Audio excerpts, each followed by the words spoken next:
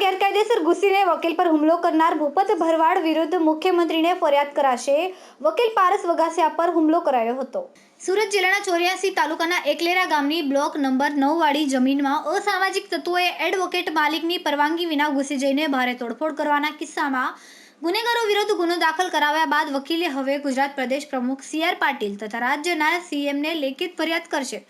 એકલેરા ગામની હદમાં આવેલી block number 9 વાળી જમીન શહેરના જાણીતા રેવન્યુ કન્સલ્ટન્ટ એડવોકેટ પારસ વઘાસિયાના સસરાએ વર્ષ 2012માં સ્થાનિક ખેડૂત પ્રભુ લલ્લુ પાસેથી વેચાણે લઈને મોટા ભાગનું પેમેન્ટ કરી દીધું હતું। માત્ર 8 લાખ જેટલું પેમેન્ટ દસ્તાવેજ બાદ આપવાનું નક્કી કર્યું હતું, પરંતુ તે દરમિયાન રેવન્યુ તકરાર ચાલતા દસ્તાવેજ થઈ શક્યો ન હતો। વકીલ વઘાસિયાએ રેવન્યુ મેટર લડી જમીનના તમામ ટાઇટલ ક્લિયર કરાવ્યા હતા, જેની જાણ જમીનના મૂળ માલિક પ્રભુ લલ્લુને થતાં તેણે રેવંત દેસાઈ સાથે મેણાપીપળું રચીને બારોબાર કાયદા વિરુદ્ધ દસ્તાવેજ બનીને જમીન પચાવી પાડવા કાવતરું રચ્યું હતું। રેવંત દેસાઈએ માથાભારે ભૂપત ભરવાડને જમીનનો કબજો લેવા મોકલી જમીન ઉપર JCB ફેરવી ભારે તોડફોડ કરી હતી।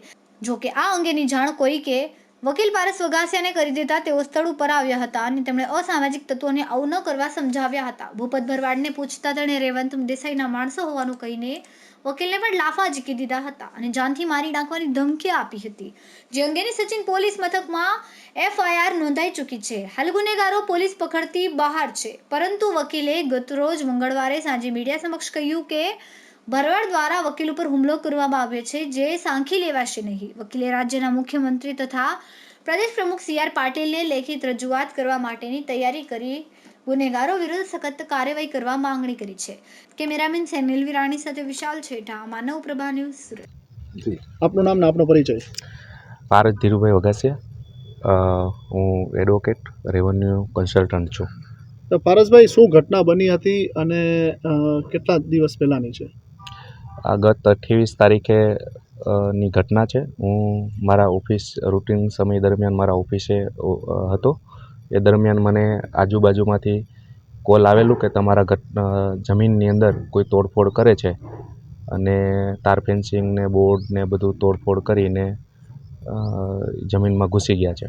એટલે તત્કાલ મેં 100 નંબરમાં કોલ કરી અને સ્થળ પર આવેલો, તો પોલીસ પણ અહીંયા જાતે પહોંચી ગયેલી હતી અને સ્થળની અંદર મારી જમીનની અંદર 2 JCB અને 4-5 માથાભારે ઈસમો હતા। એટલે એમને મેં પૂછપરછ કરતાં એમણે રેવંત દેસાઈનું નામ આપેલું કે અમે રેવંત દેસાઈના માણસો છીએ। એ રેવંત દેસાઈ આગળ મેં એમની ફરિયાદ આપેલી, મને 4 મહિના પહેલાં જાણ થયેલી કે ભાઈ આ જે અમારો ખેડૂત હતો પ્રભુ લલ્લુ સુરતી, એમણે મને દસ્તાવેજ કરવાની જગ્યાએ ડાયરેક્ટ બારોબાર રેવંત દેસાઈને દસ્તાવેજ કરી દીધેલો અને એ બાબતની મેં ચીટિંગની ફરિયાદ સચિન પોલીસ સ્ટેશનમાં મેં આપેલી, બરાબર છે, અને એના વિરુદ્ધ કાર્યવાહી મેં કરાવેલી।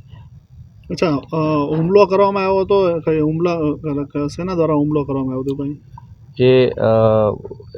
હું અહીંયા આવેલો હતો હાજર, ત્યારે ભૂપત ભરવાડ નહીં હતો, પણ એમના જે બીજા માણસો હતા એમણે બોલાવેલો અને ત્યારબાદ એ આવી અને ફરીથી JCB અંદર નાખવાનો પ્રયત્ન કર્યો, કબજો લેવાનો પ્રયત્ન કર્યો, મારી ઉપર હુમલો કર્યો, મારી સાથે મારામારી કરી અને એ બાબતની મેં કાયદેસરની કાર્યવાહી કરેલી છે અને એના વિરુદ્ધ ફરિયાદ પણ આપેલી છે। કેટલા સમય પહેલાં તમે આ જગ્યા લીધેલી હતી?